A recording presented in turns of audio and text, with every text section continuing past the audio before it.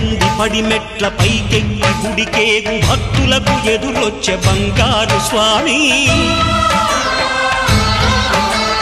ఇరుముడులు స్పృశించి శుభమనుచు దీవించి జన బృందముల చేరే జగమేలు స్వామి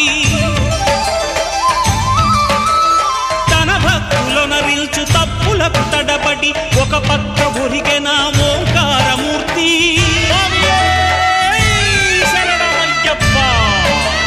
స్వాములందరూ తనకు సాయము కాగా ధీమంతుడై లేచే ఆ కన్య స్వామి